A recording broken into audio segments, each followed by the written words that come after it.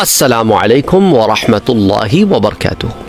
رمضان المبارک کے بابرکت مہینے میں قرآن کریم کی بعض آیات سے ہم گزر رہے ہیں اور ان کو ہم لنک کر رہے ہیں آپس میں۔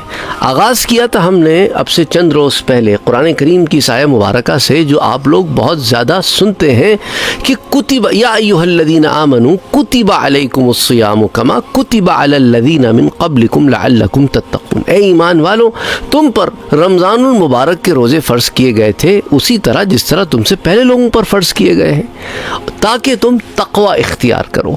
تو تقوی سے متعلق ہم نے درس شروع کیا تھا۔ میرے خیال سے آج ہمارا شاید اس ضمن میں چوتھا درس ہے، یہ شاید 5واں درس ہوگا۔ تو ہم کل آئے تھے جنت سے متعلق خواہشات پر۔ تو تقوی جو ایک محبت کا تقاضا ہے کہ رب تعالیٰ اپنے بندوں سے پوچھتا ہے کہ مجھ سے کتنی محبت کرتے ہو، اور اگر اپنی محبت میں بڑھوتی چاہتے ہو، بڑھاوا چاہتے ہو کہ بڑھ جائے تمہاری محبت، اشد حبا للہ ہو جائے، شدید محبت ہو جائے، تو آؤ پھر قرآن کریم کے راستے ہم بتاتے ہیں تمہیں کہ کیسے ان منزلوں کو طے کرو گے۔ تو کل ہم نے اس بات کو دیکھا تھا کہ مومن جو فلاح پاتے ہیں، اس ضمن میں سورہ المومنون کی آیہ مبارکہ ہم نے دیکھی تھی، بعض آیات کہ قد افلح المومنون، کہ مومن فلاح پا گئے، اور وہ تمام ساری تفصیلات جو ہم نے دیکھی تھی۔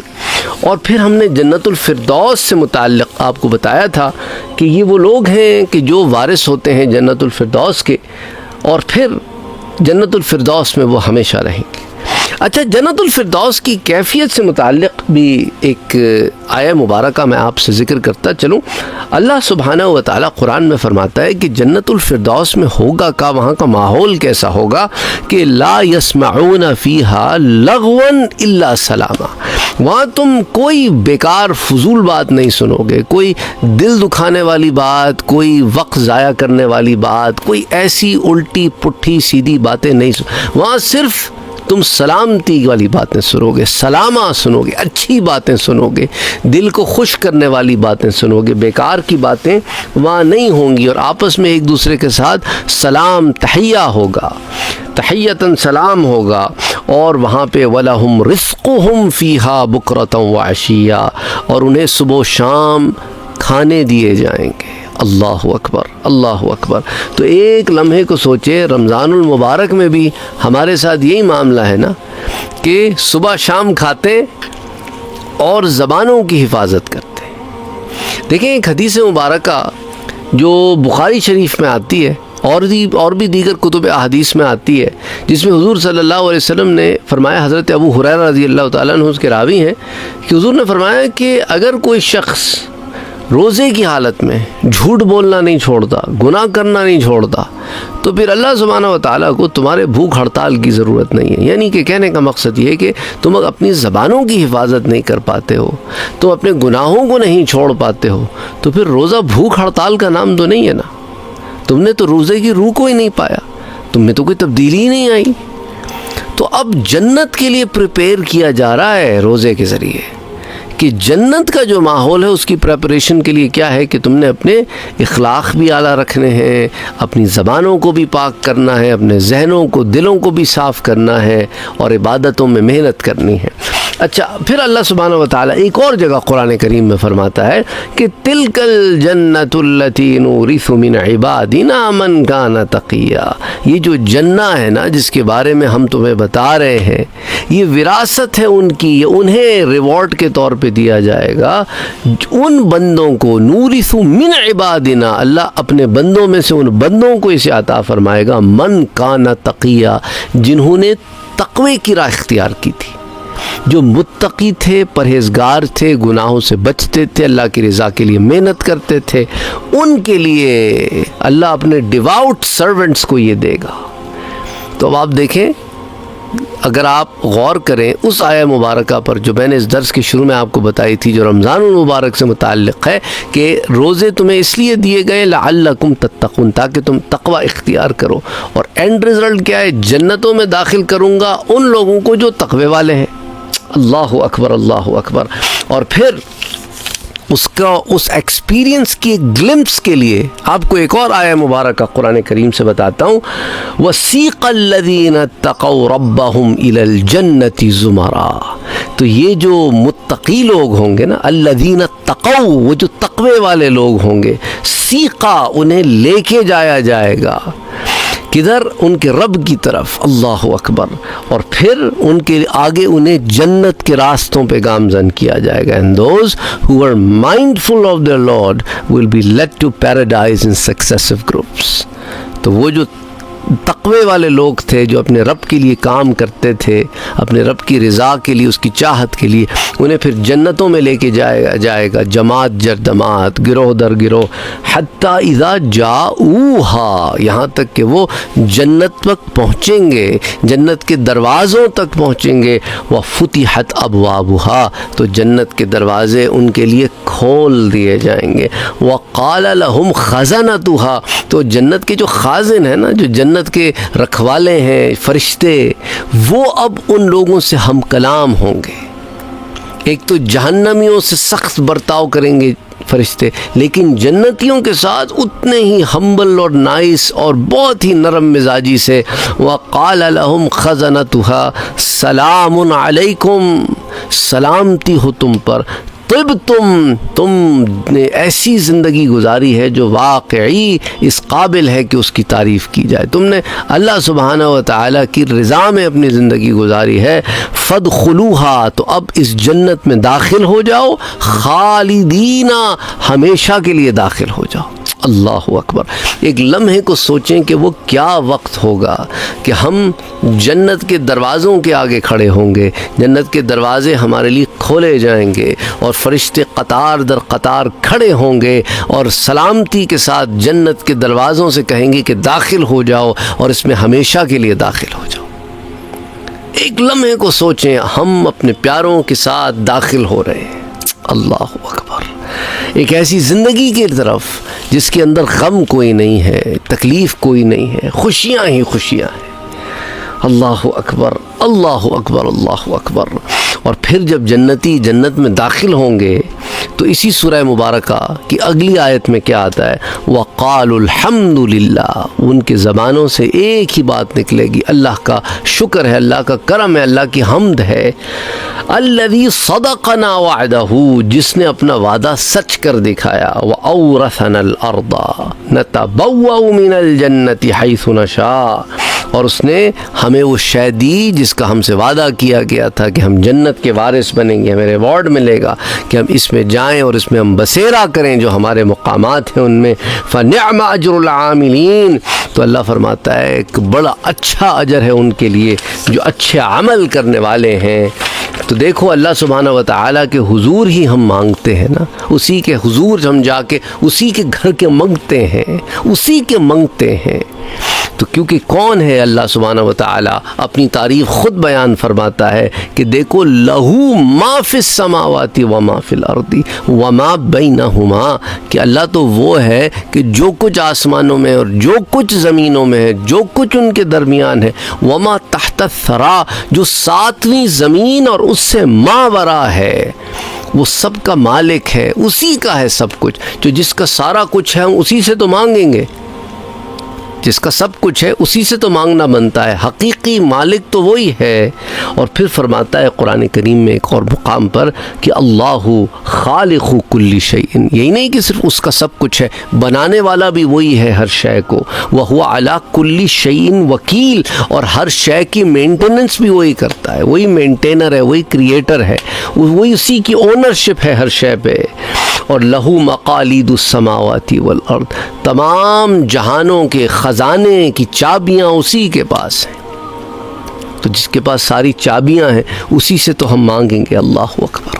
تو اس رمضان المبارک کے بابرکت مہینے میں اپنے رب تعالیٰ کے حضور گڑ گڑائے، ان سے اپنے رب سے اپنے گناہوں کی معافی مانگے.